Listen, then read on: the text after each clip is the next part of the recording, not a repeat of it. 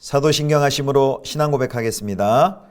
전능하사 천지를 만드신 하나님 아버지를 내가 믿사오며 그 외아들 우리 주 예수 그리스도를 믿사오니 이는 성령으로 잉태하사 동정녀 마리아에게 나시고 본디오 빌라도에게 고난을 받으사 십자가에 못 박혀 죽으시고 장사한 지 사흘 만에 죽은 자 가운데서 다시 살아나시며 하늘에 오르사 전능하신 하나님 우편에 앉아 계시다가 저리로서 산자와 죽은 자를 심판하러 오시리라. 성령을 믿사오며 거룩한 공예와 성도가 서로 교통하는 것과 죄를 사하여 주시는 것과 몸이 다시 사는 것과 영원히 사는 것을 믿사옵나이다. 아멘.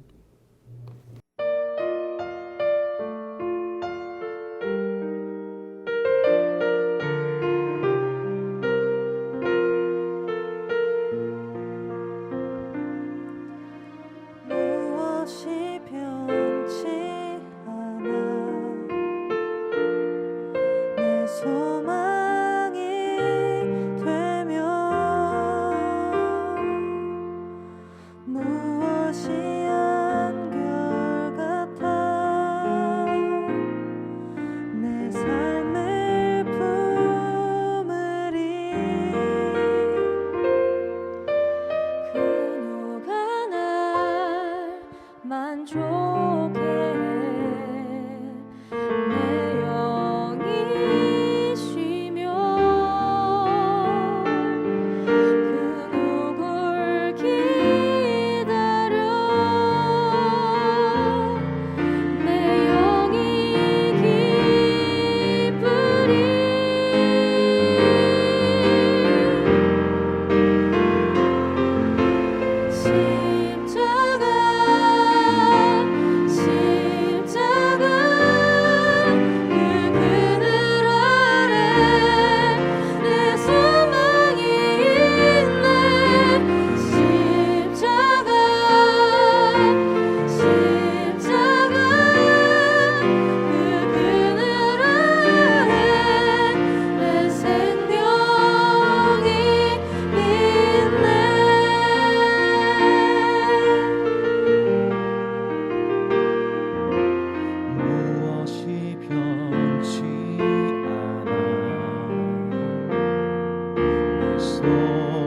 소망이 되며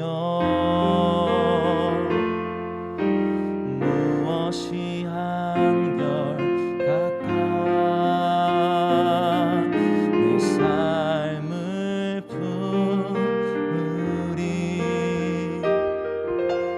그누가 날 만족해 내 영이 쉬며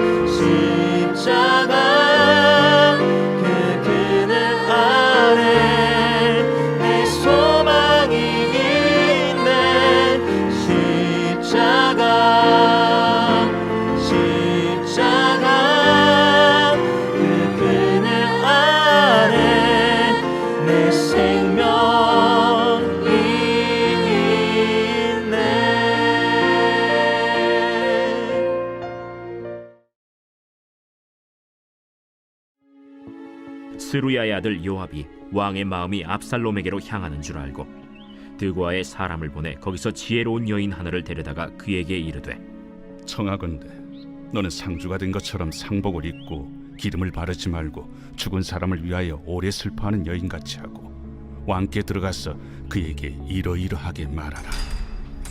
하고 요압이 그의 입에 할 말을 넣어주니라. 드고아 여인이 왕께 아를 때 얼굴을 땅에 대고 엎드려 이르되 왕이여 도우소서. 무슨 일이냐? 나는 진정으로 과부니이다. 남편은 죽고 이 여종에게 아들 둘이 있더니 그들이 들에서 싸우나 그들을 말리는 사람이 아무도 없으므로 한 아이가 다른 아이를 쳐 죽인지라. 온 족속이 일어나서 당신의 여종 나를 핍박하여 말하기를 그의 동생을 쳐 죽인 자를 내놓으라. 우리가 그의 동생 죽인 죄를 갚아 그를 죽여 상속자될 것까지 끊겠노라 하오니 그러한즉 그들이 내게 남아있는 숫불을 꺼서 내 남편의 이름과 씨를 세상에 남겨두지 아니하겠나이다. 내 집으로 가라. 내가 너를 위하여 명령을 내리리라. 내 주 왕이여, 그 죄는 나와 내 아버지의 집으로 돌릴 것이니 왕과 왕위는 허물이 없으리이다. 누구든지 내게 말하는 자를 내게로 데려오라. 그가 다시는 너를 건드리지도 못하리라. 청하건대 왕은 왕의 하나님 여호와를 기억하사 원수 갚는 자가 더 죽이지 못하게 하옵소서. 내 아들을 죽일까 두렵나이다. 여호와께서 살아계심을 두고 맹세하노니 내 아들의 머리카락 하나도 땅에 떨어지지 아니하리라.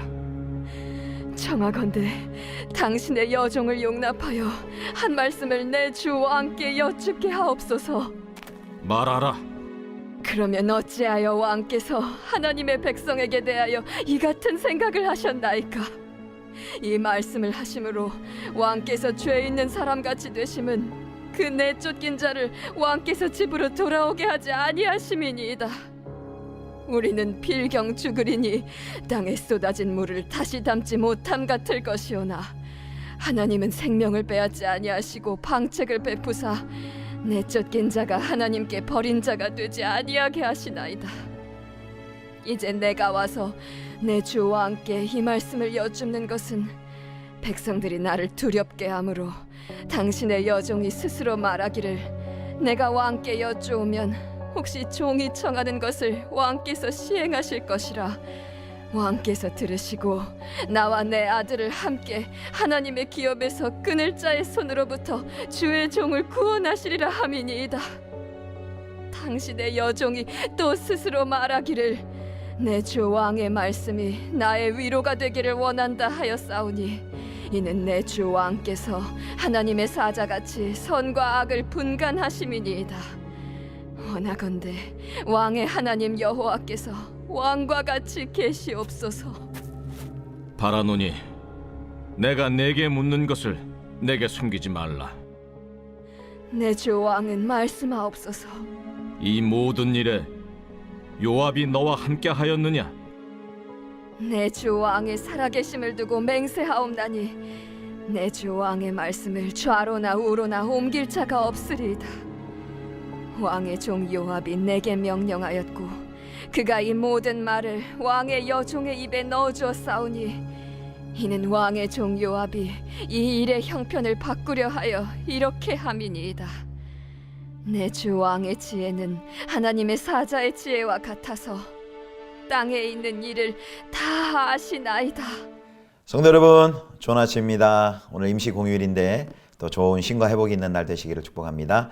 오늘은 사무엘하 14장 1절에서 20절까지의 말씀으로 불완전한 중재라는 제목으로 함께 하나님 말씀 묵상하도록 하겠습니다. 오늘 본문은 압살롬을 예루살렘으로 데려오기를 원하는 요압이 드고아 여인을 동원해서 다윗을 설득하는 내용이 들어 있습니다. 자기의 친자매인 다말을 욕보인 암논에게 아버지 다윗이 아무런 조치를 하지 않자 압살롬이 다말을 죽이죠. 그리고 할아버지가 있는 그술 땅으로 도망가 버립니다. 이 오늘 본문의 이전의 이야기입니다. 다윗은 압살롬이 암논을 죽이고 도망간 지 이제 3년쯤 정도가 지나자 압살롬에 대한 진노가 많이 풀렸습니다. 이미 암논은 죽었고 또 압살롬이 또 아들이지 않습니까? 그를 향한 이제 그리움이 생겨나는 것을 이제 13장 39절을 보면 알 수 있습니다. 자, 다윗의 마음이 그토록 또 간절하지만 아무런 명분 없이 아들을 살해하고 도망간 압살롬을 데려오기가 힘든 거죠. 이때 다윗의 신복이었던 요압이 다윗의 왕의 마음을 잘 읽었습니다. 그래서 이 사실을 알고 왕이 아들을 그리워한다는 사실을 알고 왕과 다윗과 압살롬 아들과의 관계를 회복시키기 위해서 그가 중재 역할을 합니다. 참 좋은 뜻입니다. 그런데 이 요압이 야망이 있는 사람이에요. 이렇게 적극적으로 중재를 나서려는 의도가 있지요. 아마 그가 판단하기에는 압살롬이 차기 왕이 될 것이다 라고 그 가능성을 높게 보고 차기 정권에서 권력을 확보하려는 속셈으로 아마 이렇게 중재를 시작하는 것 같습니다.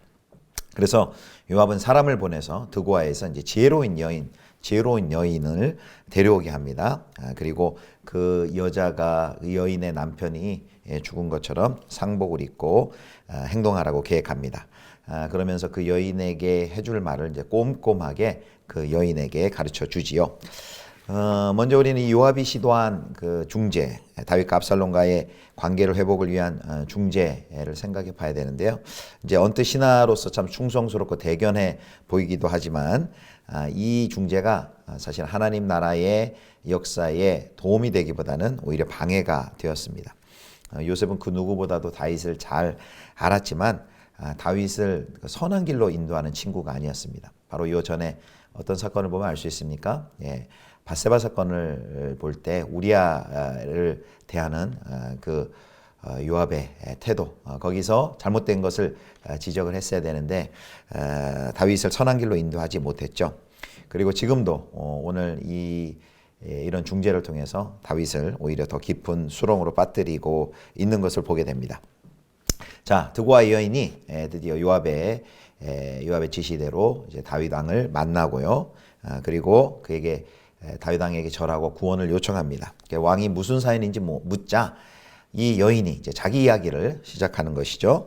자기에게 아들 둘이 있었는데 이제 두 아들이 싸운 것입니다. 그러다 한 아들이 다른 아들을 그만 살해하고 만 것입니다. 싸움을 말리는 사람이 없어서 그런 참혹한 결과가 나왔습니다. 그러자 이제 이 여인의 친척들이 그 죽인 아들을 형제를 쳐 죽인 그 다른 아들을 내놓으라라고 요구하고 나온 것입니다. 그 동생을 죽인 죄를 갖겠다는 것이죠. 그래서 7절에 그러한 상황을 이 여인은 이렇게 얘기합니다. 7절에 남아있는 숯불을 꺼서 내 남편의 이름과 씨를 세상에 남겨두지 아니하는 일이다 라고 호소하는 겁니다. 살해한 그 아들을 또 잡아서 그를 심판하는 것은 내 인생에 남아있는 숯불을 끄는 것이다. 이제 이런 호소를 하는 것이죠. 다윗은 그 말을 듣고 누구든지 여인에게 말하는 자를 데리고 오면 그러니까 여인에게 시비를 걸거나 여인에게 못되게 하는 자를 데리고 오면 그가 다시는 여인을 건드리지 못하도록 하겠다라고 말을 합니다. 다시 이제 여인이 자기 남은 아들이 죽임을 당할까봐 두렵다고 하자 11절처럼 얘기합니다. 11절에 이렇게 말하죠. 내 아들의 머리카락 하나도 땅에 떨어지지 아니하리라 라고 여호와의 이름으로 다윗이 맹세를 합니다. 사실 여기 내 아들의 머리카락 하나도 땅에 떨어지지 아니하리라 라는 것은 이제 머리카락이 아름다운 이제 압살롬을 가리킨다는 것을 이제 다윗도 아직은 눈치채지 못하고 있습니다. 드고아 여인은 마치 다윗 앞에서 자기 가정에 벌어진 일이 다윗 가정에 일어난 일이 자기 가정에 일어난 일처럼 그렇게 말하는 것이죠. 자, 이제 여인은 자신을 당신의 여종이다라고 말하면서 다시 낮추어 말하면서 다시 말하기를 구하자 다윗이 허락합니다. 그러자 이제 은근히 이제 다윗을 책망하는데요. 13절 말씀을 같이 읽겠습니다. 13절입니다.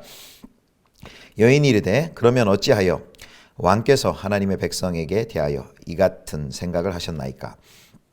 이 말씀을 하심으로 왕께서 죄 있는 사람같이 되심은 그 내쫓긴 자를 왕께서 집으로 돌아오게 하지 아니하심이니이다. 이 말은 뭐냐면요. 바로 말하는 여인, 자기 여인의 자식은 용납하겠다고 그 아들을 용납하겠다고 살해한 아들을 용납해 주겠다고 말하는데 어찌하여 왕의 아들 압살롬을 지칭하는 거죠. 살해하고 도망간 압살롬에 대해서는 돌아오게 하지 않습니까? 그렇게 말하는 것입니다. 그러면서 이 다윗의 모순을 지적하면서 다윗에게 주저하지 말고 다시 그 도망친 압살롬을 돌아오게 하라라는 청원이었죠. 그리고 나서 이제 다시 이런 조언을 합니다. 14장 14절입니다. 우리는 필경 죽으리니 땅에 쏟아진 물을 다시 담지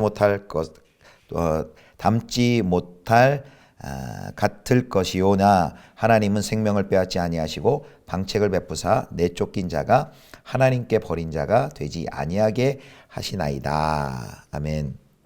이 말은 왕이시여 당신이 죽고 난 후에는 이 일을 수습할 수 없나니 자비를 베풀며 죄를 용서해 주며 사랑을 보여줄 수 있는 기회에 해결하라 라고 속히 그 압살롬의 문제를 해결할 것에 대해서 이야기하고 있는 것이죠.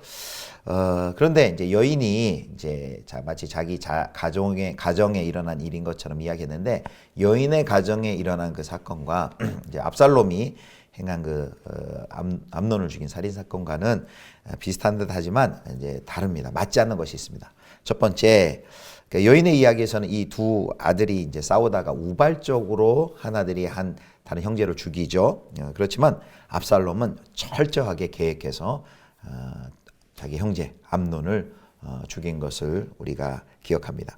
두 번째는 이제 그 공의에 관한 측면인데요. 하나님께서는 사랑이 많으셔서 자기의 백성들이 사는 것, 생명을 얻는 것을 원하시지만 또 정의를 관가할 수 없습니다. 하나님은 사랑의 하나님이시자 공의의 하나님이시죠. 하나님의 공의를 무너뜨리시는 분이 아니에요. 그래서 지금 다윗이 압살롬에 대해서도 이제 그리워하면서도 그를 다시 불러들일 수 없었던 이유도 바로 이 정의 부분에 걸렸기 때문입니다. 압살롬은 쫓겨난 것이 아니라 사실 도망쳤고 그는 회개하지 않았습니다. 회개하지 않은 자를 용서하는 것은 어불성설이죠. 맞지 않은 것이죠. 자, 결국 요압이 계획한 일은 압살롬의 계획했던 그 범죄, 회개하지 않은 그의 범죄는 축소하고 무마하고 그리고 다윗의 동정심을 유발해서 그를 용서하도록 하는 아주 교묘한 목적을 가지고 있었습니다.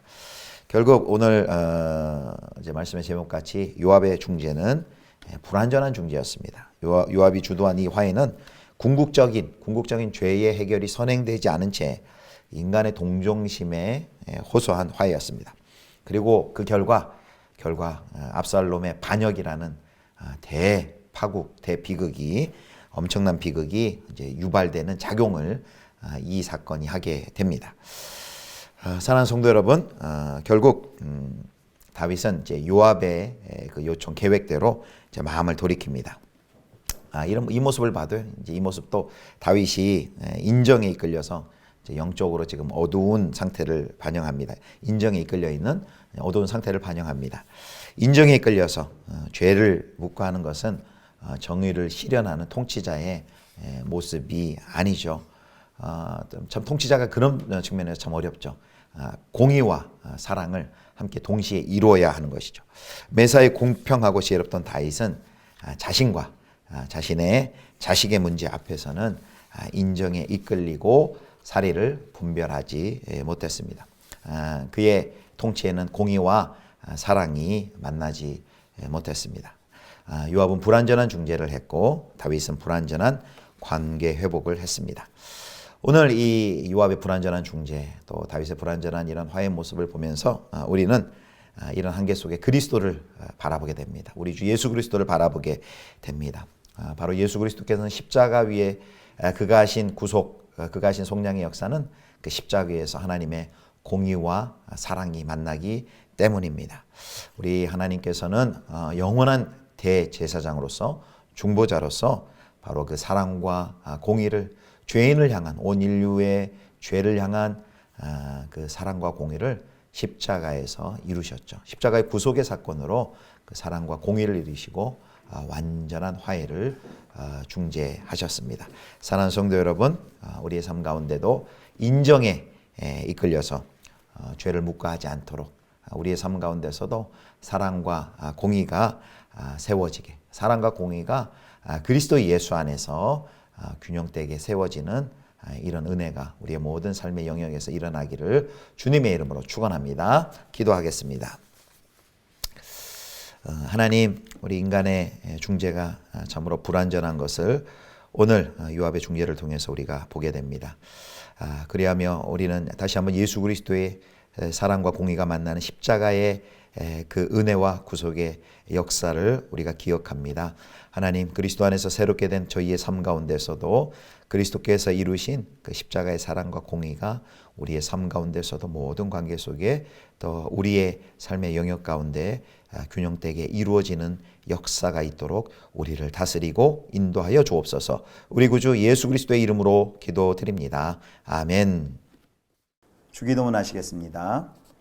하늘에 계신 우리 아버지여, 이름이 거룩히 여김을 받으시오며 나라의 임하옵시며 뜻이 하늘에서 이룬 것 같이 땅에서도 이루어지이다. 오늘날 우리에게 일용할 양식을 주옵시고 우리가 우리에게 죄 지은 자를 사하여 준 것 같이 우리 죄를 사하여 주옵시고 우리를 시험에 들게 하지 마옵시고 다만 악에서 구하옵소서. 대개 나라와 권세와 영광이 아버지께 영원히 있사옵나이다. 아멘.